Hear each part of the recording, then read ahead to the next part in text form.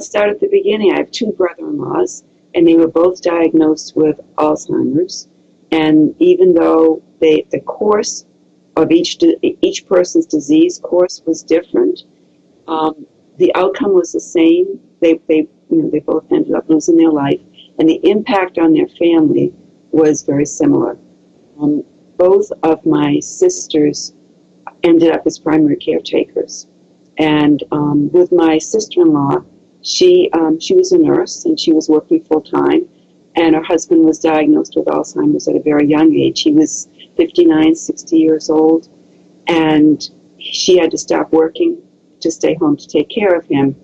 And she wasn't, their whole life was pretty much turned upside down. She watched him as he declined. He wasn't able to dress himself. He wasn't able to drive. He didn't talk.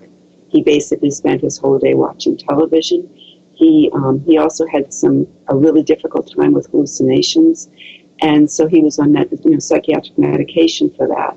So she was monitoring his meds and actually taking care of him 24/7, and it's exhausting and totally life-changing for her as it was for my sister. Unfortunately, that brother-in-law only lived for 2 years after his diagnosis, and he ended up having a stroke and a heart attack.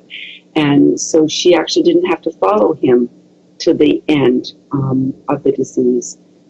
But at the same time, even though he was only sick with Alzheimer's for 2 years, she ended up having a lot of the same feelings that my sister did at the end when she lost her husband. My sister, on the other hand, ended up taking care of Glenn for about 10 years. And as a family, we watched him change from a very engaging, active, energetic, intelligent man to someone who couldn't talk or feed himself.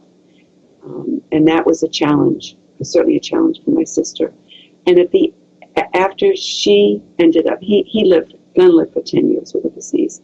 And after he died, what struck me is that both women with both different experience, same disease, with the same life partner, had the same reaction at the end. They both felt overwhelmingly that they hadn't done enough.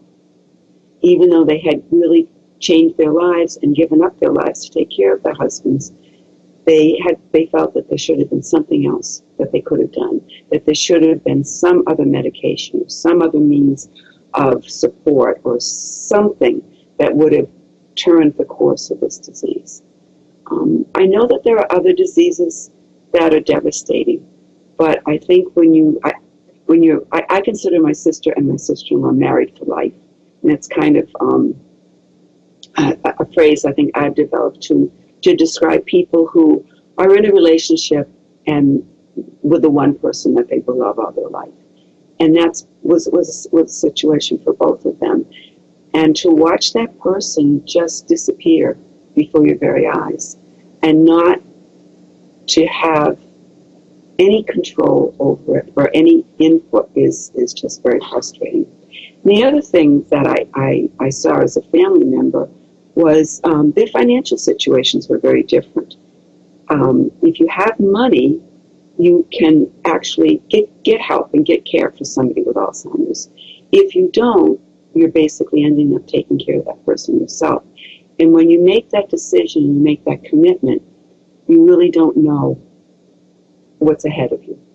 It's there are books, there are stories, there are descriptions of the disease, but each person seems to have a different experience with the disease in a way that that person's body responds. And I think that it's very, very difficult for families to know what the outcome is. And I don't think anyone expects it to be as expensive as it is. I know with my own personal experience with my mom, who had dementia towards the end of her life. She lived to be 107 months, so she had a very long life. But when she needed to go into a nursing home for a couple of months, this was in 2012, it was $8,000. And people with Alzheimer's reach a point where they actually need skilled nursing. And $8,000 a month is a lot of money for an average middle-class family. And especially if you have two people who are working, and you lose the income of the person with Alzheimer's, and then the person that has to take care of that person has to stop working too. There could be children in the family. It's just an incredible financial burden on the family, not to speak of even the emotional burden. If you can afford the $8,000 a month, you can put the person in a skilled nursing facility, but you still have to make sure that that person is getting the right care, that you still have to be an advocate for that person, you have to know their medication, you have to make sure that that the quality of life is maintained for that person. And at the same time, you have guilt feelings that you're totally, absolutely exhausted, and you have to put the person in a skilled nursing facility because you can no longer take care of them. And so you're dealing with those guilt feelings too. I think the other thing that happens that people are unaware of with people with Alzheimer's is that as the disease progresses, they can become aggressive. In the situation with one of my brother-in-laws, he was hallucinating and actually had no sense of reality. And not only was he doing that, he was also aggressive. And so he had to go on medication to help him to reduce the hallucinations. And then again, you have side effects to medication. So it's a very layered effect. Let's see. Well, I think as a society, we don't address issues of mental health in a comfortable manner. Maybe as a society evolves, it will become more natural and more normal. But if you really think back a little bit to people who were born with developmental disabilities were hidden away in institutions. It was only since the 1970s that they've been actually out and about in the community. I think that people don't understand mental health. They look at it as something that somebody could be able to control or change, when it's really biological and physical reaction changes in the brain that cause a lot of mental health issues. And some of it, of course, is genetics too. And I think Alzheimer's definitely has to be looked at as a mental health issue. And I think maybe there is some light on the horizon. I think as baby boomers age, and they're beginning to, and more people have Alzheimer's, that more and more money will be funded in that direction. It needs to be funded for research. I don't think there's anything. I mean, I think there is research going on by all means, and people really want to find a cure for this disease because it's debilitating to the person, it's financially debilitating, it's debilitating to a society, and it's happening to younger people. As I said, my brother-in-law was 59, and I know people in the 40s with Alzheimer's. So there has to be a reason. I know that some people think it's genes, and some people think it's diet and exercise and lifestyle. And you can read copious amounts of information on what you can do to change the possibility that you might develop Alzheimer's. But in the long run, and one brother-in-law did all of that, and in the long run, it didn't matter. The disease actually conquered him, which is very sad. But I think as a society, we need to address the issue of mental health and have people gain more knowledge so that they're more comfortable. People aren't comfortable with behavior that isn't normal. Whether it's someone with Down syndrome or someone with Alzheimer's or an older person with dementia or a woman with schizophrenia who, believes that she's seeing things and has a lump on her head. It sends people running.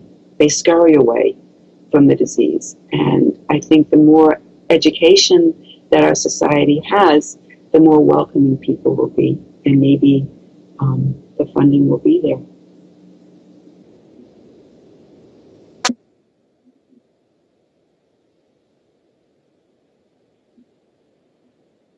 Well, I should have taken notes, but I didn't want, you told me not to, so I didn't take notes. I've been thinking a lot about it.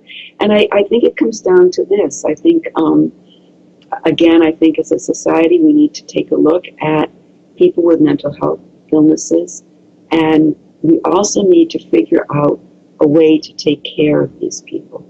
It's an enormous burden on family members, and they want to do it. It's not that they don't want to do it, but it's very difficult. It's taking care of someone who no longer talks, who no longer walks, who's incontinent, but loses bladder and bowel control, who isn't engaged, who can't engage in daily living skills, or can't engage in life. And I think the other thing that happens is that if you have a life partner and you've made all your decisions together and you talk things through, and you've made a decision to buy your house and buy a car, and you talk about your family and where you're going to go and how you're going to retire and what your life is going to be like, and all of a sudden that's taken away, and you have the responsibility of making those decisions by yourself or someone you love. And I think that's where the guilt comes in at the end. Did I do the best by my husband or by my wife? Did I make those best decisions that we would have made together? And I think that's something that people don't talk about. Being the sister of a primary caregiver and not living close by, I found that I could best help my sister by calling her every day. And wherever she called me, even if I was working or I was engaged in any other activity, I took the phone call immediately because I knew she was reaching out and it was a good time for her. So I think just letting them talk and telling them that they're doing the best they possibly can, and also helping them find ways to cope with different situations. The other thing I think you can do is I think you can welcome them into your home. And I don't know if you want to put this on the camera or not, but there was a long period of time where my sister traveled with her husband, and he was incontinent, and we welcomed him, and just went along. We took him to baseball games, and he went with us wherever we went, and we just acted as if it was normal and that he was normal, and we engaged in conversation. Eventually they reach a point where they can no longer engage in conversation, but I think the best thing that Gail did for her husband was to keep their life as engaged as possible. She would bring him to a gym to exercise until he no longer could. She would take him to visit family members. Friends were less comfortable quite often with him, but family members can stand by. And I think that was really helpful to her. And then when the person passes, I think it's don't disappear. I think that's when your sister or your brother or your family member needs you a lot.